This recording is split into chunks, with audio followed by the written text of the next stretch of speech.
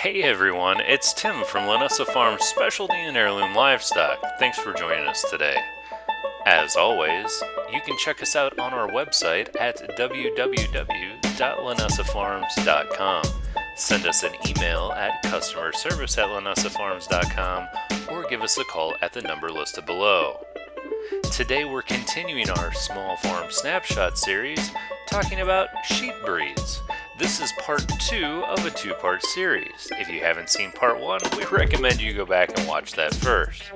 As always, our videos are made specifically for you. Don't forget to subscribe, and we appreciate those thumbs up. Without further delay, let's get started with part 2 of sheep breeds. So if you recall from part 1 of our 2-part series, we talked more about sheep history, specifically where sheep came from back in ancient Mesopotamia and how they left Mesopotamia, eventually traveled into Europe, and helped to actually fund the exploration of the Americas. At the end of our series, we talked about how sheep eventually would become established in the Americas, specifically in colonial America. Now today we're going to get more in depth on the sheep breeds themselves and how they're categorized. Here in the United States we have a very specific way of categorizing our sheep, and in the UK they have a very specific way of stratifying their sheep. So let's get started.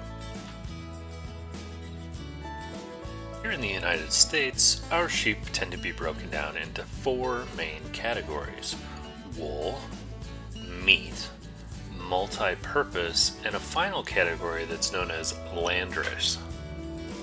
The first category we're going to talk about is going to be the wool category. Now, in the wool category, we have 2 specific subcategories that are fine and long. Now, some of the fine sheep, those would be like the CORMO, the MERINO, the RAMBOUILLET, and in the long category we would see sheep such as the Lincoln, the ROMNEY, the COOPWORTH, the Border Leicester.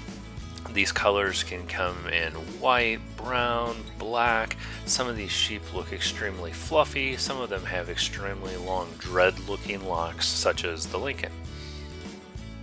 The second category we're going to talk about is the meat category. Again, like the wool one, this one's broken down into 2 subcategories, but this time it is hair and wool. In the hair category, you would find sheep such as the Dorper, the KATAHDIN, and the St. Croix.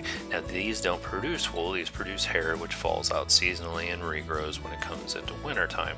In the wool category, we would find sheep such as the Dorset, which can be horned or hornless, what we refer to as polled, Hampshires, Suffolks, and Tunis.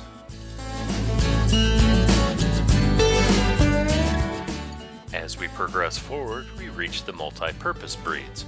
Now, multi-purpose breeds are exactly what they sound like. These are breeds of sheep that can be used for many different purposes, such as wool, meat production, and dairy. This breed category is broken down into 2 separate subcategories, including wool and dairy. As you can see, in the wool category, we show the Columbia, the Cordale, and the Polypay, and for our examples in the dairy breeds, we show the Awassi and the East Frisian. And last but definitely not least, we reached the landrace breeds. Now, the landrace breeds you may recall from part 1 of our 2-part series. These were those transitional sheep. These are the unimproved, not specifically bred sheep that don't necessarily resemble most of the sheep that we know of today. These are our most ancient breeds of sheep, which still maintain their original characteristics, at least as far as we know. These would be the Jacob sheep, the Navajo Churro, and the Shetland. Before we move on to the next portion of our video, I just wanted to make a note and say that as we rolled through the wool, meat, multi-purpose, and landrace breeds, you saw specific examples, and this by no means encompasses all of the breeds. These were just specific breeds that I chose to give you an example during this video series. There are many, many more. In the UK, sheep breeds are segregated out differently than in the United States. In the United States, as you saw from the previous examples, a lot of the characteristics of the sheep themselves determine what category they fall into. So obviously our sheep that are extremely woolly may fall into the wool category, or the ones that are large carcasses may fall into the meat category. Well, the UK works a little bit different. They have what's called a stratification system, and it's based off of the terrain that the sheep usually live and eat and breed in. So it's broken down into 3 separate strata known as the hill, the upland, and the lowland. And these sound pretty close to what you would expect. The sheep that are located in the hilly region are sheep that would generally tend to be in high, rocky, wet climates where food may not be very prevalent. The upland breeds are going to kind of be somewhere in between these high, rocky places and these low, lush pastures. So you know, still not quite as warm, still not quite as good of weather, not quite as good of feed as you would get on a low, lush pasture, but still we're getting a little bit better.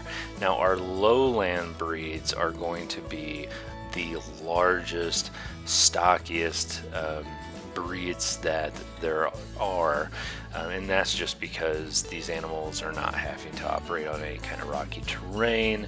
They have milder temperatures, and they have a lot more food available to them. So when we break down these 3 strata, the hill level of sheep, that has sheep such as our Cheviot, our Scottish Blackface, our upland level, getting into more sheep here that we hear of in the United States, the blue-faced Leicester, the border Leicester, the Devon. In the lowland sheep, we're talking about larger frame sheep such as the Suffolk, the Romney, and the Oxford. Now in the UK, some of these sheep are actually referred to by a longer name that if you listen to will actually tell you where they're from. Here in the United States, we would just refer to a sheep as an Oxford or a Romney.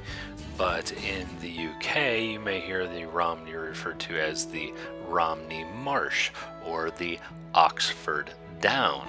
Again, they have these little keynotes that are in there that tell you a little bit more about which strata they belong to. Well, it's my sincere hope that these last 2 video segments have been informative and entertaining for you. We appreciate you watching our videos, and again, if you have any questions, please feel free to contact us and we can possibly make a video to answer your question, because chances are other people want to know too.